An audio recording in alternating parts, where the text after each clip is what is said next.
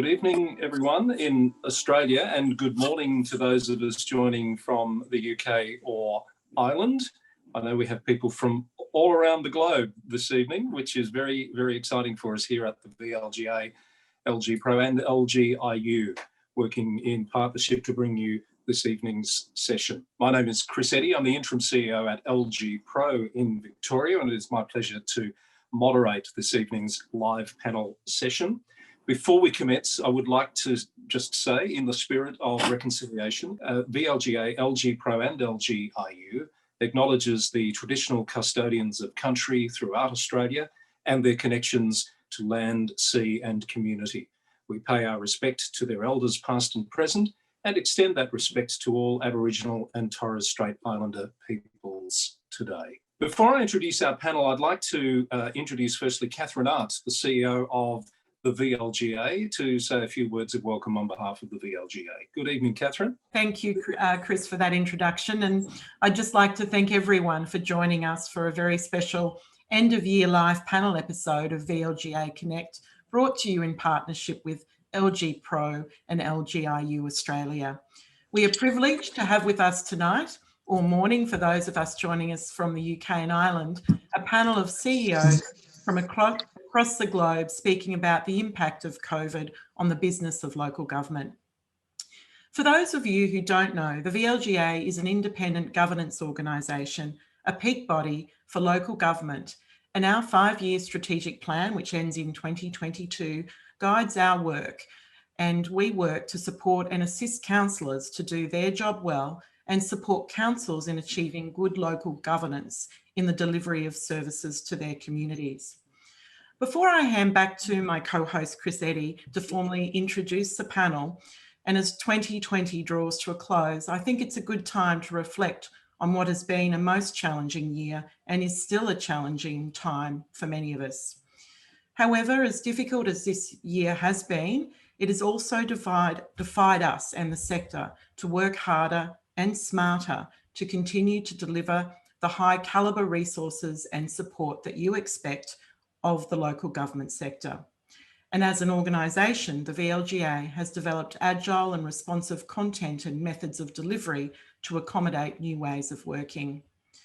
Advocacy for effective local governance, supported by training and professional development opportunities, is at the heart of what the VLGA does.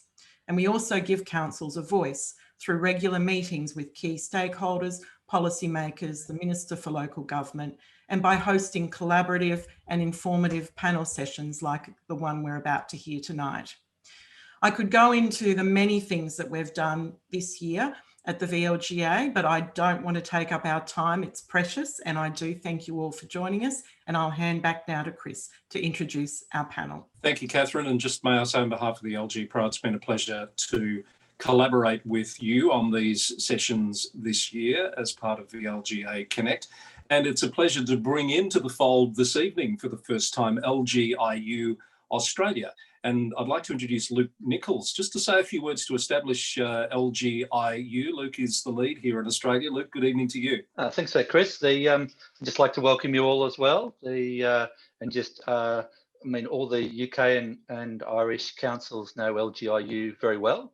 And we've been spending the last year extending the service to Australian councils. And there's been a lot of councils involved right across Australia now, and the service has been established quite effectively in Australia. So, but it's not necessarily a brand that's as well known for Australian councils. And we just wanted to, I suppose the main ambition for LGiU to expand into Australia is so that it develops up that global sharing of ideas and solutions for local government to allow you to better serve your community. So the expansion of the global network is really critical to what we've been trying to do.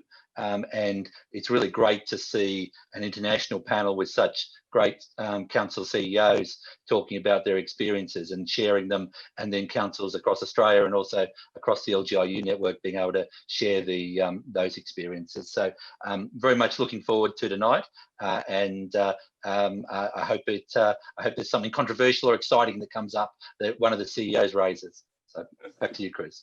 Thank you, Luke. More of the exciting, less of the controversial, hopefully, but we'll go where it goes. Thanks very much, and it's a pleasure to be working with you. So let's move on to the substance of this discussion this evening or this morning, wherever you are. 2020 has undoubtedly been one of the most challenging years for local government in living memory, as it has been perhaps for everyone. As we look back on the year, it's time to reflect on how the closest level of government to the community has met the challenges of continuing to serve communities effectively under extraordinary pressures. We're privileged to have with us 4 experienced chief executive officers to talk about how their councils and communities have responded this year, and to look at what's next as we contemplate what life will be like on the other side, if you like. I'm just going to very briefly introduce our CEOs and come back and talk to them in more detail in just a moment. Anne Doherty, the CEO of Cork City Council in Ireland. Hello, Anne, and welcome. Kelly Grigsby, the CEO of Wyndham City Council in Melbourne. Hi, Kelly, and welcome back to VLGA Connect. Jim Savage is the CEO of Aberdeenshire Council in Scotland. Hi, Jim, and thank you for joining us bright and early there. And Kerry Robinson, OAM, the CEO of Blacktown City Council in Sydney. A pleasure to meet you and have you with us this evening, Kerry. Welcome. So, Anne, I'm going to start with you firstly, and a little bit more about Anne. Anne is the CEO, as I said, of Cork City, has been since 2014, has over 3 decades in senior management roles, including the Health Service Executive in Ireland and the National Health Service in the UK. In 2014, Anne was recognised as one of Ireland's most powerful women by the Women's Executive Network. And it's a pleasure to meet you, Anne. I wonder if you could start perhaps just by setting the scene for our audience on where you're at currently in terms of the COVID journey of 2020 and moving into 2021. Thanks, Chris. Good evening, good morning, as appropriate to everybody on the call, and thanks for the opportunity to join with a great bunch of colleagues around the world. I'm from Cork City. Just by way of orientation, Cork City is the most beautiful port city in the southern of Ireland, right down at the tip. It's Ireland's second city, very outward looking, and sorry Jim, I'll have to say it, but post-Brexit it will be the second largest English-speaking city in Europe. So we have a population of 210,000 people. I've 31 elected members and 1,500 staff. On an annual basis, an operating budget of about 260 million revenue and about the same in capital. So that's just a little bit of a scene setting. So in Ireland, in the Republic of Ireland, from a COVID perspective, we've done reasonably well. In Cork, we've had low numbers of cases, but obviously as a small country and especially as an island, we have been through 2 lockdowns, one in March and one that's just finished in terms of we're at now what's called level 3, which means that our restaurants are open with kind of a restricted service. Our bars are closed unless they're doing food, but from a local government perspective, we're on full kilter. All our services are open, we're operating 100% plus actually at the moment, because, and we'll come back to it, Chris, there was a lot of central government support for local government in terms of stimulus packages to do things to support the citizens from a COVID perspective. From a citizen's perspective, I suppose the open space, the whole psychology of COVID was very, very important. And I suppose also from a staff perspective, right back at the beginning, none of us really knew anything about it. As you mentioned, Chris, I have a history in the health service. I've studied pandemics. That was a great thing to do, but living in one of them is a completely different thing. And we all have fears and anxieties and family issues that, and I think that that's been really important as the employer, and how you mind your staff, but also mind your citizens. I suppose very proud of our public service in Ireland. We definitely all pulled together. Our local government may be slightly different to some other colleagues on the call. We don't run the health service or the education services. I know other local authorities do. We have a big role in economic development, and community would be a big part of our backbone. I hope, Chris, that gives a flavour. It certainly does, and there's quite a few things in there I'd like to unpack if we have time over the next hour or so. Just for scene setting, here in Australia, we're just coming into summer. Of course, it's the opposite for you, which probably is giving you a different phase of this virus too, pre-vaccine, I assume. Yeah, although interestingly, I mean, seasonal flu is flat this year for us. Obviously, there was around the world, there's been an issue obviously with normal flu, if I call it normal flu, vaccination, although it has, we have been able to source as a country and we've had a high uptick in flu vaccine. So normal flu is flat, which is interesting. And to me, that's about hygiene. It's about the etiquette that COVID has brought to everybody. From a COVID perspective, we as a country had over about 430 cases yesterday. Now, I know that can seem small, but for us, that's kind of like, you know, we've been down at the 10s and 20 cases during the summer when we came out of our first lockdown. So there is concern from a public health perspective, and like everybody, you know, we're heading into Christmas, and as you know, in Ireland, we do love our families and we do love to party. So that's a little bit of a concern for everybody, especially our public health people. So there is a concern that we're going to see a lot of growth in numbers. Our schools are back since September, and that's been really important. Our primary and secondary schools, our universities mostly have been online since September, and that's been challenging. I think for all of us, and I don't know what the other panelists think, young people have, I think, had a really tough time in this, and I know we worry about the older citizen and their vulnerability, but young people I would really be concerned about. And we've done some stuff on that that I can talk about. Before I give you a quick rest, am I right in, from what we've been seeing on the news, other parts of Europe are perhaps doing it worse than what you've described there in Cork, with lockdowns that are going to take them through Christmas, etc.? Have I understood that correctly? Yeah, no, yeah. I mean, Brussels, or sorry, some of the other European countries seem to have, been going through some big struggles, and even some of the Northern European countries, which had done really well in the first round of this, have really had trouble this time. So it's very hard to know. Obviously for us, whilst we're an island, we are part of the European Union, we have open borders, and you know, there's a lot of debate constantly about flights in and flights out and whether we should or we shouldn't, you know, the usual stuff, but we are part of the European Union, and that's something that's very important to us. And so that openness of movement of goods and people has been kind of the backbone of that. We do have arrangements in place that if people visit our country, that they do need to voluntarily isolate. There's a lot of debate about whether or not testing pre-travel, post-travel, you know, the same stuff is going on all over the world. Obviously, Irish people, as people all over the world, love to come home for Christmas. So it's been a real balance for our government just to say, you know, this year, could you kind of stay where you are and don't come home, which would be a real be something that would be a bit alien to us. But it did happen apparently back in, I think it was the 60s, when there was a foot and mouth outbreak. And they did ask at the time that Irish people wouldn't come home, and they didn't. But you know, that was a very different time. Thanks, Anne. Have a breather there. We'll come back to you. I've got a lot of questions from that, but I'm sure more importantly our audience does too. So if there's things you'd like to explore from what Anne's mentioned, please pop your questions in the chat. So I'm going to come to Kerry Robinson, the CEO of Blacktown City Council. Kerry has been in that role, I think, since 2015. Am I right, Kerry? Or 2013.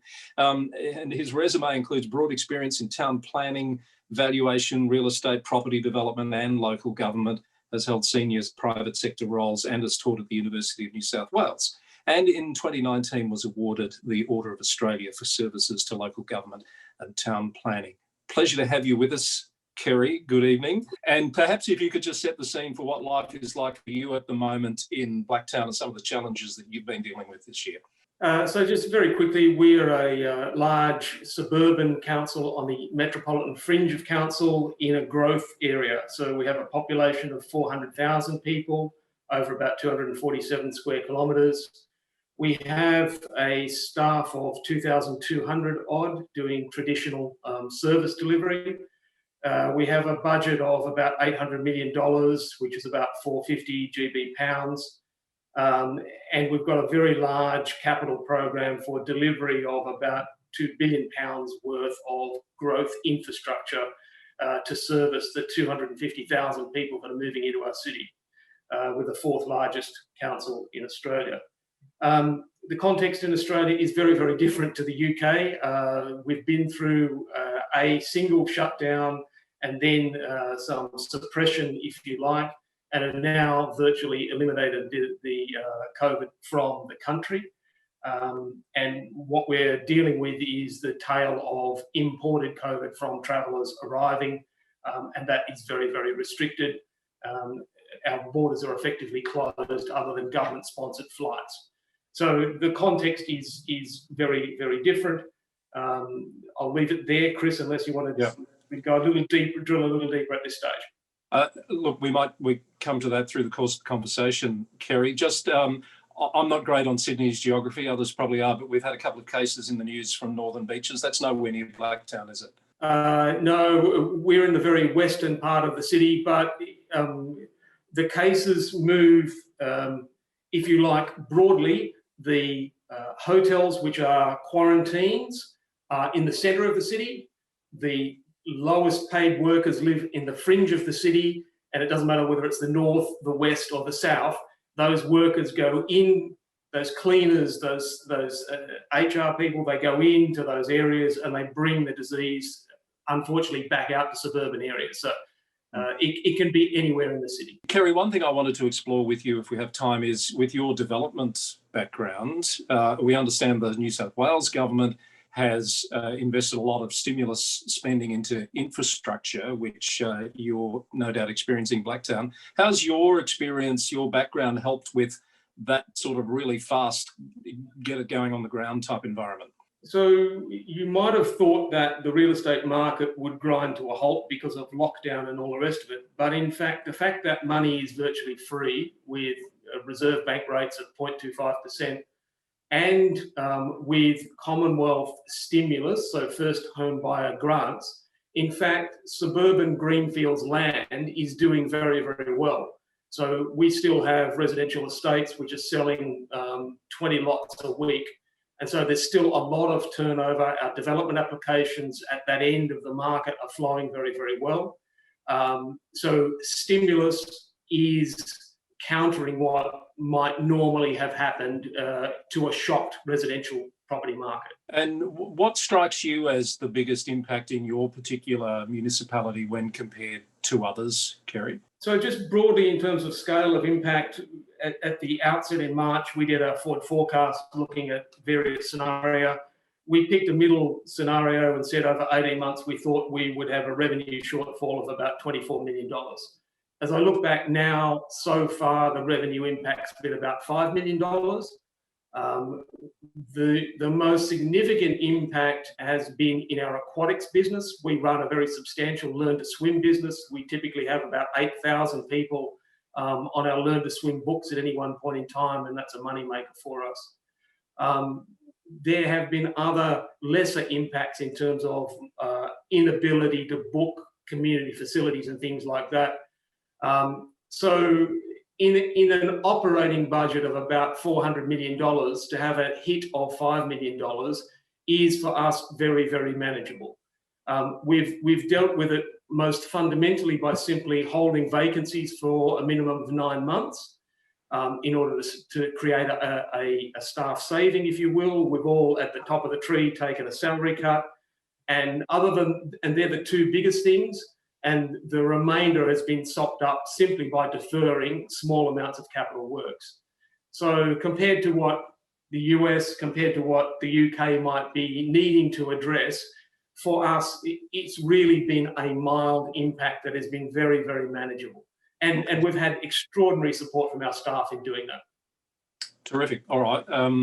We'll let you have a breath and come back to you very soon, Kerry. I'm going to move on to Kelly Grigsby, the CEO of Wyndham City Council in Melbourne. Kelly's been the CEO there since 2015 and has extensive experience in the local government sector at councils including Brimbank, Colac, Otway and Glenelg, and has also worked as an organisational management advisor to NGOs in the Solomon Islands. Can you just set the scene for us? Wyndham, one of the fastest growing councils in the entire country, but you also had one of the highest numbers particularly in Victoria's second wave outbreak, didn't you, of cases? So you've had a pretty unique experience on the ground there as well, haven't you?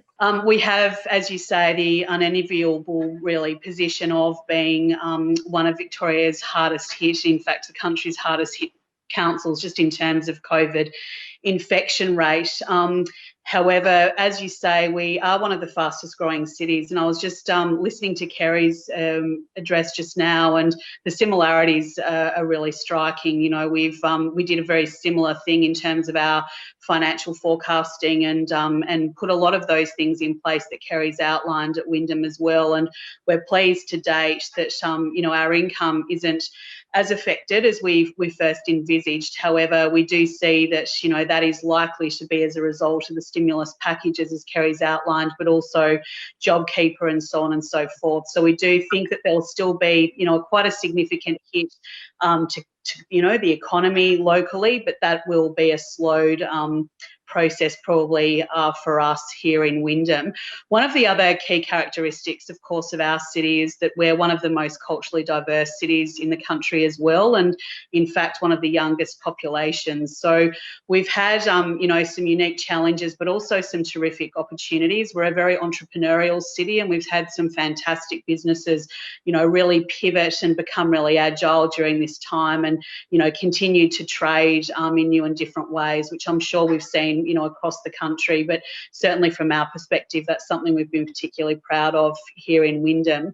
As you know, in Victoria and certainly in Australia, we don't have direct responsibility in the local government sector for health. However, during this time, I think local government has really played a critical role in working very closely with the Department of Health to scale up appropriate services. Here in Wyndham, of course, we scaled up our own GP contact tracing service, really in an attempt to sort of trial and pilot some different ways of managing that in, you know, what essentially was a hotspot area across our city.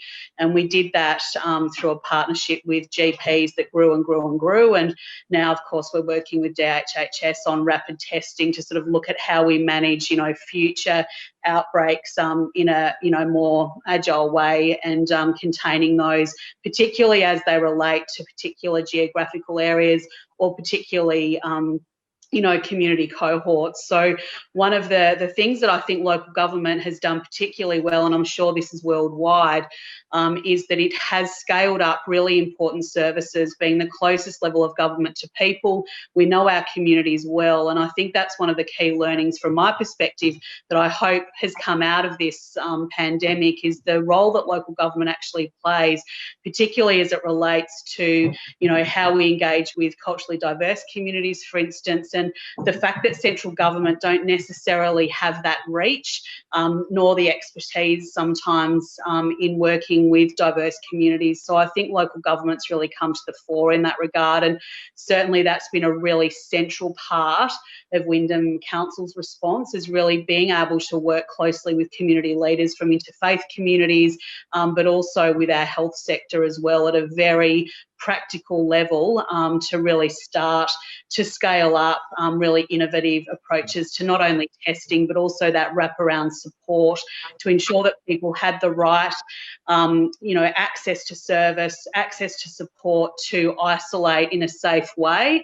recognising we were dealing with people with large household sizes, people in insecure workforce settings, and of course just needing to make sure that, you know, we had bicultural workers engaged at that level to ensure that people were able to access those supports available, and that it was, you know, a wraparound sort of approach rather than, you know, the kind of naming and shaming scenario in terms of we've got COVID positive cases coming out of these communities, these settings, you know, how do we manage that? So it's been, I think, a real testament to the local government sector and the way that we've been able to scale up not only those approaches as it relates to health management in that sort of, you know, more acute sort of pandemic response setting, but also in terms of, you know, scaling up service like our community kitchen and ensuring that we were able to really meet those needs as they were changing in a really dynamic way, particularly in those early stages of March. We scaled up for that level of response.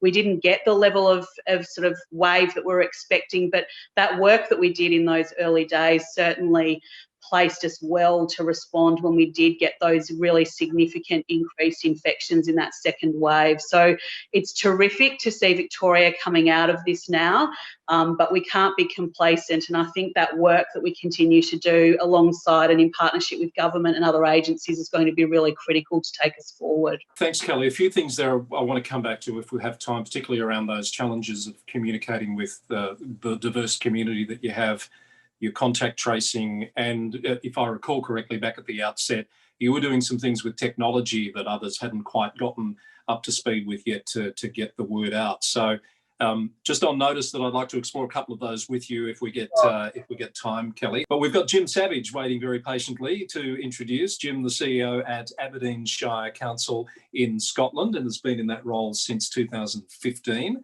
Jim's resume includes experience as a teacher, a management consultant in the defence and utility sectors, and over 20 years in local government in the UK. He's the immediate past president of the peak body Solace Scotland and chair of the Scottish Resilience Partnership.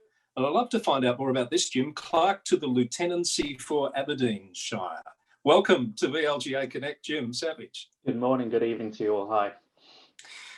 Jim, set the scene for us there in Scotland. And I don't mean the fact that it's only just breaking light at the moment and you're at that end of the year where you don't have a lot of daylight, but how is it on the ground for you right now? Well, I'll tell you a bit about Aberdeenshire and then about where we are in terms of COVID just now. So Aberdeenshire is the fourth largest administrative area in Scotland. We've got about 263,000 people in terms of residents. From a council point of view, I have 70 councillors, I have 16,000 staff, 172 schools, revenue budget about £600 million and a capital budget of about £130 million. That keeps us all quite busy, all in all. Jim, I just saw a few frowns from those who've got cameras on. You did say 70 councillors, didn't you? Yeah, 70. Yeah. Love every one of them. Absolutely. So in terms of area, very diverse economically, a lot of oil and gas, a lot of fish processing, a lot of agriculture, a lot of tourism with Balmoral here as well. A very sort of a stable and a sort of cohesive community across the board. And in terms of COVID at the moment, to nudge onto that one, we're still in the trenches just now. So we're right in the midst of dealing with a pandemic. So quite a contrast to other colleagues on the call so far. What does that mean for you and the way you're delivering your services in Aberdeenshire and your staff, for example, at the moment? So if I go back to the start of in March, when we went into lockdown, there had a huge amount of change for services. A lot of them stopped. We redeployed staff into key services. So a huge focus in terms of childcare hubs, in terms of care, in terms of waste collection. I moved staff from leisure across to health and care, which we've got joint responsibility for with the NHS locally. I moved staff from roads and landscape across to work in terms of waste, to work with local undertakers. Very sadly and unfortunately, we moved many staff on a voluntary basis to open up childcare hubs to support key workers. So a lot of flexibility and agility. We've invested a lot in technology as an area, and so we went from a few hundred people working remotely to 4,000 people working remotely overnight, and we had the IT infrastructure to be able to do so. All of our democratic systems continued on, so all of our committee meetings, our council meetings went straight online. I've used my emergency powers pretty little through this sort of year because we just kept on going in terms of normal business, but in a very different way. We've got a bit of a hallmark, I think, as an area and as a council of just stepping up and doing whatever is needed. So all of our staff, very local, they know their communities. They just get on with what's needed to be done in that respect as well. So really clear direction from us, from a council, but locally, day-to-day, staff just get on with it in that respect. Big focus in terms of the more vulnerable and most vulnerable. So a different profile in terms of risk and concern. So social workers, another example of area, has been really key for us in terms of making sure people are safe and looked after and supported as well. So workforce-wise, that was that lockdown. Back into a bit more normality, came out of that one, and people wanting their grass cut, wanting the bins emptied, wanting to see the streets weeded in the midst of a pandemic. So that was quite a challenge doing that. And as I said, we're just coming into another wave now in terms of more COVID cases. And so that's been quite tough for us. Just a couple of weeks before Christmas, going into another stage of lockdown tomorrow. So we're having to close some of our leisure services. We've now got more travel restrictions coming into place, and hospitality is closing at 6 p.m. with no alcohol served at all. So our environmental health officers are going to be busier, just making sure that is happening here. And some quite big outbreaks more recently in terms of some of our home care and residential care settings across the Shire. One of our independent providers has had 102 cases just recently in terms of COVID just within their location. So tough yards at the moment, really, and I think it's been a really long year for people needing a bit of a break, but that personal and organisation resilience really is still being called on at the moment. Yeah, look, our thoughts go out to you, Jim. It does sound like a tough environment to be in right at this point in time. I'm interested in a comment you made back a couple of minutes ago about moving from a couple of hundred people to a few thousand online virtually overnight. Clearly, you had a pretty good IT or digital infrastructure already in place. Am I right? We've made the investment. We're a big sort of dispersed rural area, as I said, the fourth largest administrative area geographically in Scotland. You know, I far prefer to see my staff having an extra hour of life and me getting an extra hour of work every day rather than having to commute all the time. So I don't care where they work. You know, I just want to get the job done in simple terms. So we've got a great push in terms of flexibility and mobility of working. So rather than commuting to certain offices, just go and get on with it. And so we've put our infrastructure in place to enable that flexibility of working to happen. And it's come up trumps for us now. You know, it's been beneficial for us to be able to see staff to be able to work in an agile and that flexible way as well. So the foundation's been good. We've also invested in public infrastructure in that way to be able to give a backbone for trying to push broadband coverage out into our rural communities as well. So if we invest in private developers, we hope we're going to piggyback onto that as well. So there's been an economic and an industrial hit as well as it being from our point of view as an organisation. Catherine, I'll come to you for audience questions in just one moment. I just want to pick that theme up with Anne Doherty, if I may, because I think, Anne, your story about that capacity to move into an online environment is a little bit different, if I remember rightly. So our city is a very compact city. We don't have big commutes like Jim has described. So there was never, I suppose, the motivation to look at maybe working as differently as the pandemic and the stay-at-home orders put before us. So for us, obviously number one was resilience. So we did all the like everybody else would have done, team A, team B, prioritizing your emergency responses, all of the water infrastructure, the things that the must do's. So we very much prioritized them at the beginning and making sure that they had the remote capacity to deliver their service. And then we were left with a gap, which was a challenge that we've addressed it now. By the end of Q1, I'll have 900 people with capability to work from home as required. Now, what we're seeing from staff is that they're preferring a more blended solution so that it is some in-out office and some out of office. I suppose for us as well, it was about transacting with our customers. We moved 50 services online very, very quickly. Again, why didn't we do it before this? I suppose it's back to, you know, sometimes I suppose all of us, we're comfortable in what we're doing, and so, you know, to have a disruption like COVID has some positive outcomes actually as well, because it forced some of those things to happen that we'd been talking about. But definitely, I suppose as well at the beginning for us, I suppose different to some of the colleagues on the financial challenges that they faced, our government did come out quite early with a rates waiver scheme. So for me, 42% of my income comes from commercial rates. So having certainty around getting that would have obviously been really important. So what we did, we've good interagency across all the state agencies in the city. We would have looked to redeploy people to the health service quite early to support contact tracing, as Kelly spoke about. So we didn't do it. We got staff to go and work with our colleagues in the health service and also some other parts of the health service because they were struggling. And then also we redeployed a lot of people. So our city is 187 square kilometres now. That's only in the last year. Prior to that, it was 37 square kilometres. So a lot of our population live in the 37 square kilometres. So when the stay-at-home rules came in and exercising was within 2 kilometres, our public spaces got really challenged. So we redeployed an enormous amount of people, about 150 people, to be social distance rangers in our parks. And so suddenly you were working in payroll or in, I don't know, in another transactional role in an office space, and you were a park ranger, and staff were fantastic. And they were out there every day supporting communities. It was just that presence to help people with it. So they were the types of things we had to do, Chris. But the technology piece, like COVID was disruptive for us, but it has put us in a way better space in terms of our digital engagement with our citizens. Sure. You mentioned the rate waiver scheme. Am I right that you were required to implement that, but the central government actually gave that money back to you? Yeah. So we got 47 million in rates waiver as an organisation. So that was huge. I mean, compared to what Kerry and I know Jim has spoken about previously when we were chatting on another day, you know, having to look at, now we have had to do some cost reductions, but we've been able to manage them with efficiency rather than having to put a coach and horses through the services. And that's been great, not to have that worry.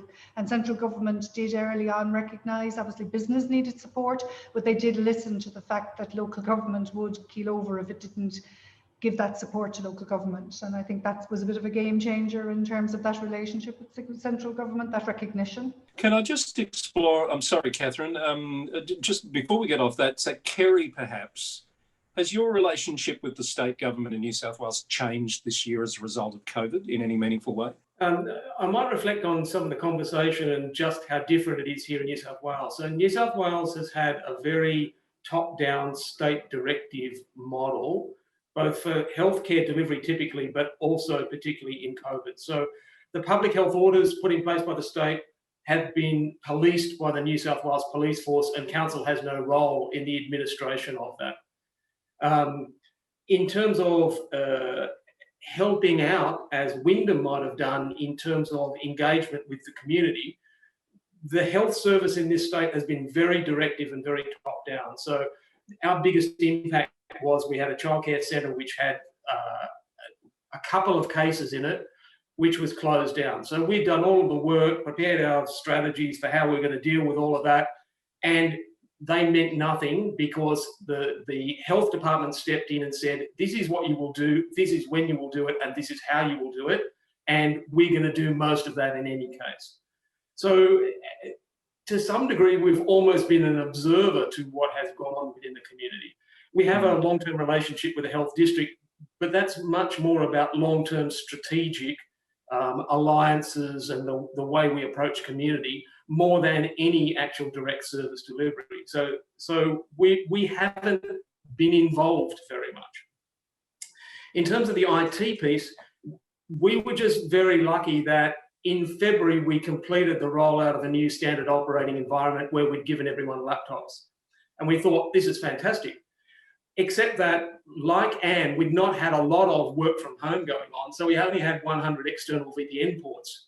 So there was, for 6 weeks, a technical glitch where everyone had these laptops at home, but they couldn't actually access the network. Some very, very tricky software was developed by our guys to manipulate that to give us 600 external ports, which is as much as we needed for everyone to work from home. And we probably peaked at 75% of people working from home, but even at the worst of the pandemic in our state, which was not very bad compared to what Jim's dealing with, there was still 25% of people in the office. There are people who have family situations, family mental health challenges, addictions, all sorts of things, which mean that they simply do not or will not work from home. And so we were very flexible in accommodating that. In terms of your specific question, in terms of relationship with the state, our legislation means we're not able to defer rates, and the state didn't step into that space. But our deferral, so typically we have about 4% of, we're not able to waive rates, we are able to defer them. We typically carry about 4% deferred rates. That's gone up to about 6%, nowhere near what we budgeted for.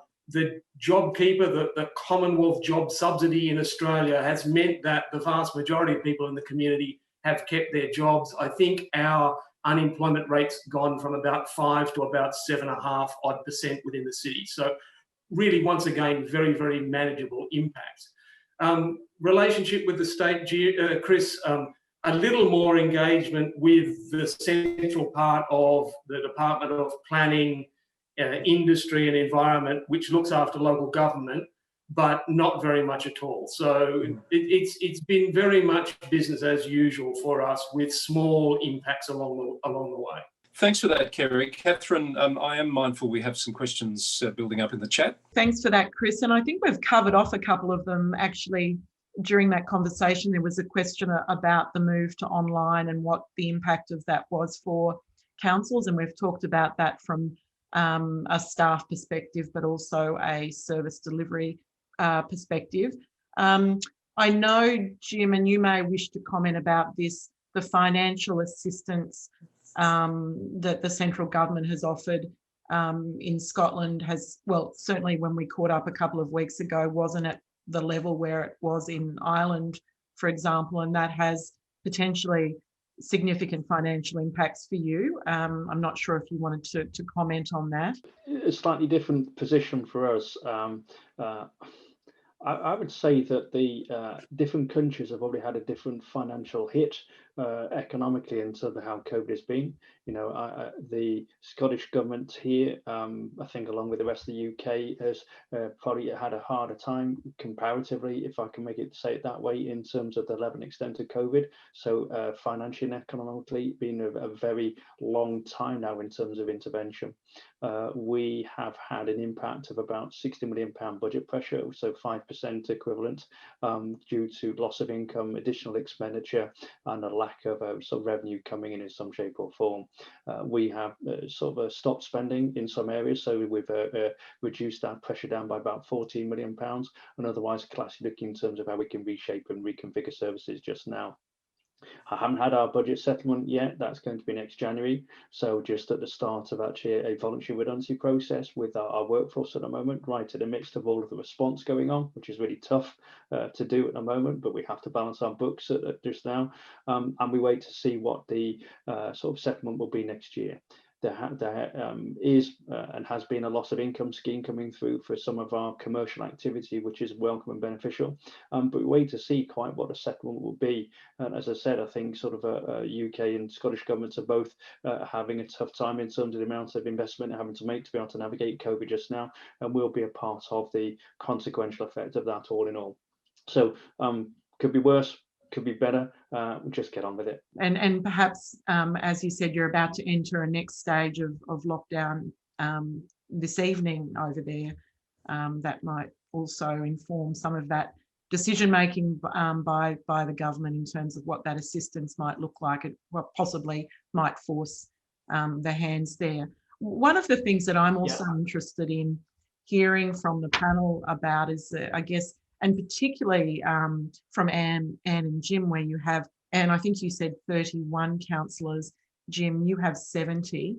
Kelly, you have 11, I think, and Kerry, I'm not sure how many you have, but certainly in Victoria, we had an issue at the beginning of the COVID sort of restrictions where the legislation, the Local Government Act, didn't allow for the councillor group to meet virtually. And that caused a little bit of angst at the time, probably perhaps more so for the councillor group themselves than the CEO, where the legislation does actually allow for the delegation of most of the responsibilities of the councillor group to the CEO. But the state government in Victoria passed an omnibus bill to actually allow for councils to meet virtually sort of into the lockdown period. How are your councillor groups meeting or operating, and perhaps their roles and responsibilities are slightly different to those that we have here, but really interested to hear the panel's reflections on that.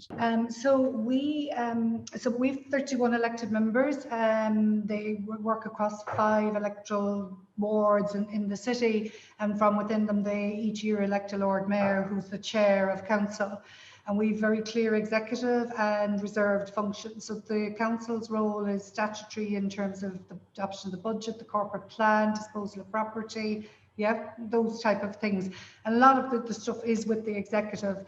So when the first lockdown came, we were in trouble because there was no provision for online statutory decisions to be made. And there was this whole piece about how do you manage bringing large groups of people together. So our public health people did give guidance that we could meet to conduct statutory business, that we had to have the 2-metre social distancing and all of the other health checks and cleaning, and that it could not exceed 1 hour 55 minutes. That was the hardest part of it. Was keeping it to 1 hour 55 minutes, because there was definitely a huge frustration with the elected members that they weren't able to have the debates. And you know, that did cause tension with me. They called me the COVID police, because I'd be going, that's it, all out, it's, you know, time's up. We did then move to an online weekly briefing with them about what was going on, but that had no statutory basis. Since then, our government has also passed legislation now that provides legally for statutory business to be conducted online. However, having said that, there's still a huge appetite among the elected body to actually meet. So we had our budget meeting recently, so our 21 budget has been passed, and it has been, you know, just listening to Jim, like we've had to increase our local property tax. We have a 5 million hole that we've had to do some cost efficiencies, but we've produced a balanced budget that's been approved by them, but they wanted to physically meet for that. So we did a lot of online stuff pre the public meeting to get, yeah, so it's been a blend. All our other committees have gone online, all our SPCs, our local area committees, all of that now is online. It's been a big change for them. And after we had a council meeting the other night, and it was 4 hours online, I was ready to jump out the window, and I'd say hello to 31 other people with me.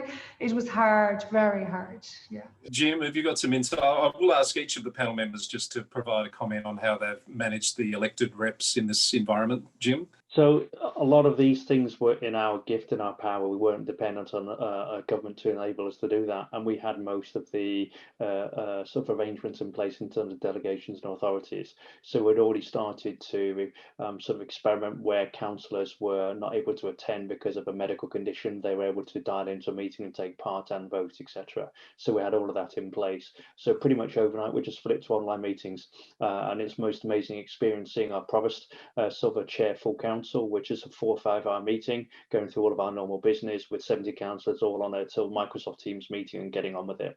I think they've experienced the upside of that, of the lack of travel activities, so just more productive in terms of time. And simply, everyone's just sort of existing online in that respect as well. The intensity of that environment can be hard in terms of the whole day sat at a screen, I think, as we've all experienced. And so there was still that desire to come and have that interaction, that face-to-face relationship as well. I think important though as well, not just in terms of focusing on a council, but our councillors have just provided such great community leadership throughout the whole of the pandemic, and just staying in touch with all of their communities. We've had a huge community response in terms of people looking after each other, and being immensely strong as an area in that respect as well. And so we've been using technology in that space as well, of just making sure we're staying in contact with people, community councils working, and so it's focused both ways in that respect as well. But I do think people, like Anna's saying, at some point in time, are just going to welcome a chance to be able to sit down with each other, to have a chat in a corridor, and just have that interaction yet again in overall terms. So we have functionally done it, and business has continued, but you can't take away from just standing next to someone as well. So that's what it's been like for us. Kelly, I'll come to you next. Did I hear right that very early in the piece, your councillors had a meeting outdoors in the car park at one point as a way of continuing to work face to face? We did, Chris, and this was as a result in the first stages really of the issue that we had with the legislation, as Catherine outlined. So we met in the car park using social distancing measures, and of course the meeting wasn't open to the public and still hasn't been. We've used a mixture of both Teams meetings, but as soon as we could get back together for face-to-face ordinary meetings of council, we did resume those. Now that we're post stage 4 lockdown, we have been back running our strategic briefings and certainly our councillor induction program on site. Look, the use of technology, our councillors were terrific, really coming up to speed with that technology quickly. We were in a very fortunate position that we moved very quickly to provide online services. We literally had staff off site in the matter of really over a weekend. We had the functional capability to be able to do that. We didn't have the same sort of challenges that some of my colleagues have talked about, both in an Australian context but also in the UK. So we're very fortunate in that way. And one of the innovations that you talked about earlier, Chris, we put a lot of effort in March early on to scale up a website called Wyndham Together. We knew that the arts industry were particularly going to be hit hard, and we also knew people were going to go into isolation and be, stuck in their homes. So we really wanted to create that sense of we are in this together. So we set up a website, we curated a whole lot of content from around the globe, but also still continued to commission artists as we would have normally with our performing arts program, our galleries, our exhibitions, and provided some really unique content online through our Wyndham Together website, as well as continue to run virtual events. And I'd have to say we'll continue to do that into the future because we had just such a huge take up in the arts and cultural program that we otherwise wouldn't have had. So many more people visiting our virtual gallery, of course, many people really joining into that program. So that's something that we'll continue to do. And of course, telehealth and other services like that we took advantage of during that time as well. But really, we only had, out of a staff of around 2,000 at most of the time since March, we only had direct service-facing staff on site, those that really needed to be providing those critical services. We even scaled back our works crews. We rostered them in different ways, but most people were able to work off-site and from home, and most are still doing that. We're now in a process of transitioning back, of course, but really applying a future of work methodology to that, and we'll be going back to a hybrid model really from February onwards, which will see a portion of the workforce continuing to work from home, co-working spaces. But again, our interest is working with government and other agencies and key industry leads to make sure that we can keep as many people working and living in Wyndham as we can, because we've got a large portion of our community that, of course, commute into the city. This is obviously the antithesis of what the City of Melbourne are trying to do. They're trying to drag people back in. We're sort of wanting to create opportunities for people to actually still work from Wyndham. So looking at those co-working partnerships, so people don't have to work from home if they haven't got those suitable arrangements to do so, but indeed provide that sort of MOU type arrangement with key industries and certainly government agencies to keep people in Wyndham and create a wonderful polycentric city for our community. So that's our focus at the moment. Thanks. I took a bit of leverage there, Chris, sorry. No, that's fine. That's absolutely fine. Some good insights. And I think your dog would like you to toss the ball. And while you're doing that, I'm going to come to... She was quiet before until I start speaking and then she goes silly. I'm going to come to Kerry Robinson just for some observations on that topic around the elected representatives and managing those council requirements in the COVID environment. I'd have to compliment the Office of Local Government, the state agency here, that they did get a regulatory amendment in which meant that we could run meetings remotely. Like each of you have said, our councillors absolutely loathe it, being political animals. They just do not want to not have a face-to-face debate about things and have those conversations. So we had about 2 months of remote meetings. Our meetings have been closed to the public. They'll be open from the first round of next year. And our community committees have been online, but because each of those is led by a councillor, they're all coming back to hybrid, face-to-face and remote. And hybrid is basically where we are headed. There's lots of writings about the whole work from home and work in office, and a lot of that writing is driven by what's readily measurable, and the innovation that comes from being together isn't easily measured and gets underweighted in the academic writing. And I think it's so important to work out the hybrid model, which, to take Jim's point, means that people don't have to commute all the time, but allows enough interaction so that you get that innovation that change which comes from that casual water cooler conversation. That's just so important. Catherine, any questions from I've got a stack of questions here, so we're not going to run out, but I want to make sure we cover audience questions if we can. Yes, look, there was a question here, and I think if I paraphrase it, it's more around, you know, what's the impact of COVID? How has that reshaped the delivery or the opportunities for the role of local government? And it might be easy, well, I guess all the panel can comment at the various different stages of COVID, but what are those opportunities you think for the local government? How do you see the COVID pandemic changing the way in which local government works and even the type of services it delivers? A couple of thoughts or three things.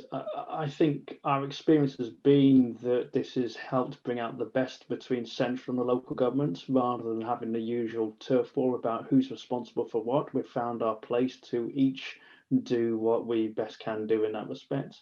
I clearly think there's going to be an economic and social impact on the back of COVID, which we are yet to see fully. And I would anticipate that we're going to be putting more work and effort into economic recovery, supporting people who are going into unemployment in terms of reskilling and retraining. And more broadly from that, I think there's going to be some really interesting work for us to do in terms of social confidence, social cohesion, community resilience, community capacity, which has been great all in all, but this is going to really whack people. So there's really quite a nebulous thing in terms of actually how do we continue to build that community resilience up, and I've got an open mind in terms of what that means we're going to have to do as an authority all in all. But certainly recovery and economy are going to be a huge focus in some of the skills agenda as well. So a lot of work with our local colleges and universities to be able to make sure our young people, I think as touched on before, don't miss out on opportunities as a result of COVID just now as well. So quite some changes for us in terms of emphasis and focus. Jim, what does that mean for the role of your elected representatives, do you think, your councillors? We've done a huge piece of work called a community impact assessment, where we've gone out and spoken with a few thousand people across the community, and have really got under the skin in terms of how COVID has affected them and what's been difficult, what's been the upside, if there can be such a thing, and what they need mostly from us or from themselves at the moment. And we'll do that exercise again, sort of all in all. And so that I think the role of the local councillors is to ever more be those strong voices within and for their communities, and to really understand what is going on in every single community across the space, so that we can be super clear and super focused in terms of what our priorities need to be. So I think that advocacy and that representation is so significant, and it's never been so important as now just at the moment. So for me, that's fundamental. And secondly, the ability to starkly prioritise. You know, there's going to be some tough decisions to come ahead for us in terms of budget and what we do or don't do as an organisation. And sometimes trying to find the right balance on that one will be tough. So some pretty difficult challenges for them ahead. So a bit of steeliness, I think, will be another part of the need for them as well. So just seeing if Anne, Kelly or Kerry have anything to add to that. Anne? I think it's been a bit of an aha moment in terms of how important local government is. I think for other agencies in our city, there was, you know, my gosh, you know, you're so flexible, you're so nimble, you can do stuff with, you know, I think that was really important. But I think also from a citizen perspective, you know, when lots of other people were gone home, local government was still there, and that kind of public sector ethos, I think, was really important. I suppose for us, I would agree with Jim. I think in terms of change, I think our role in economic recovery and the community resilience are the two places that we have huge amounts to offer. So for us, just as an example, we engaged a psychologist very early on in our recovery thinking. Not that I think it's not even call it recovery. It's just like, how do we cope with the next phase of this?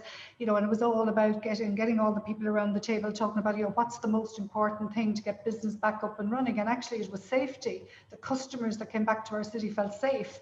And that was a bit of an eye-opener for everybody, because normally it's, you know, different things that people think about in their business.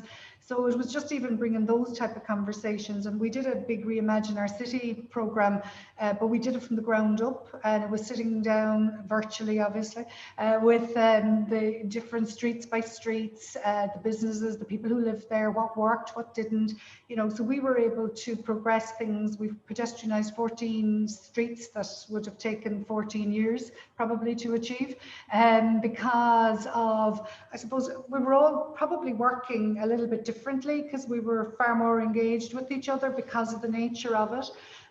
Also for us, you know, we were able to have an ambition that we'd have 1,000 people could dine in our streets over a couple of months, and we achieved that with business.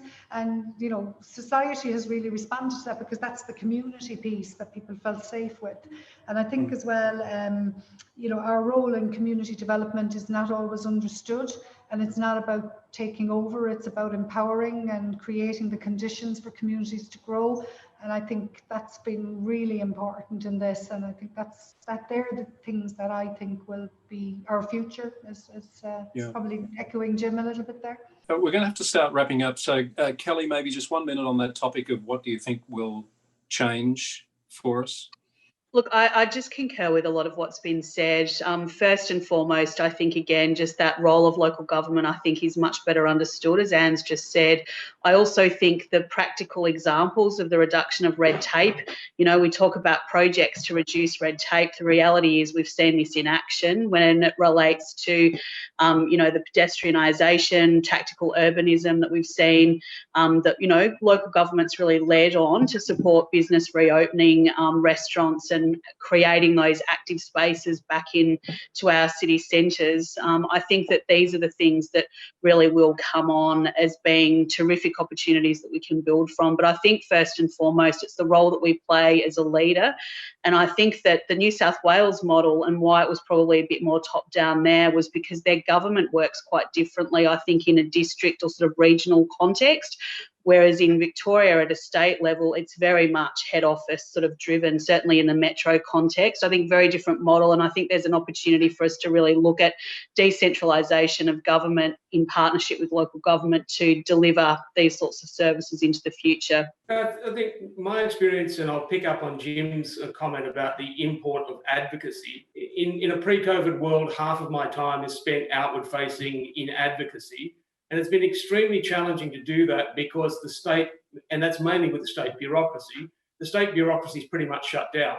So everyone's working from home in order to take the load off the public transport system and not have the disease spread through the 5 million people in the city. It's been very, very challenging to continue with that advocacy. And I go back to my comment about innovation. Teams meetings are great. They start on the hour, they finish on the hour, and you have none of the valuable conversation that you have at the start and the finish, which is about building those relationships, which allows you to call on those relationships to get leverage, to get stuff done. Yeah. So that's sort of the biggest thing that we've confronted. I'm sort of hoping that goes back to a degree of normalcy, but there will be far more ongoing working from home. Certainly, our politicians have very much missed the ability to be of the community, to be in the community, to be engaged with the community when the social distancing stuff has precluded that. We haven't done our normal community workshops and so forth. We have got some we have 14 councillors, that's all. Some of those have health vulnerabilities, so we've been very cautious about opening up too quickly and getting that level of engagement, with that direct engagement with the community. I want to finish up calling on you with a question without notice. I'm just looking for personal reflection now. As leaders of large organisations, of a lot of people dealing with challenges this particular year, what have any of you learned yourself about the way you lead, and what sort of personal reflection do you take out of 2020? So I suppose for me, I worked in the health service for 34 years. I've been in local government for 6. So I suppose when a crisis happens in the health service, it's all hands on deck. And I suppose personal fear, and I have a clinical background, so the personal fear bit maybe was, I had to learn very quickly that not everybody was right up on my shoulder with that. So I actually had to stand back a bit and be far more thoughtful about, where the staff were at as well. Because having worked in acute hospitals, it's all in. So that was one for me personally, that I always thought I was good at bringing people with me, and I hope I still am, but I had to do a check on myself early on that one. So that's a very personal reflection. From an organisational perspective, I suppose I'm just dead proud of us, because I think that people did go above and beyond. And, you know, when all the personal fear, you know, we did put arrangements in place. We did, you know, I send a weekly text message now to all the staff. We do a weekly call with what I call the group of 100 senior managers. You know, we kept communication has become so important.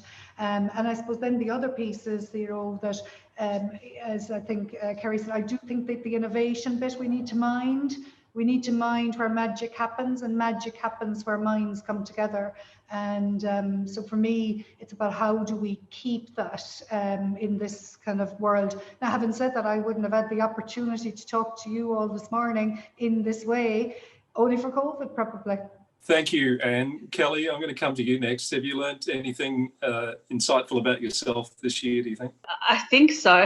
It's been a challenging year for everyone, and certainly from my perspective, I think I've learnt to really value sort of research. You know, I'm an evidence-based sort of person in any case, but I think early days of COVID, you know, I think some of us kind of saw what was coming, a bit like Anne said, perhaps before some others did. So I think I quickly learned that I wasn't going to be able to convince people by just saying, here's what I think is going to happen. But in fact, you know, I really did a lot of quick research across the country, across the globe, more specifically, to look at, you know, what was happening and sort of try and be, you know, I guess, evidence-based in terms of leading that change. And that's really how we approached it from the outset. But again, just the importance of communication, and probably I'd underestimated the impact that I have as a leader on the organisation. That was probably a big learning for me, I think.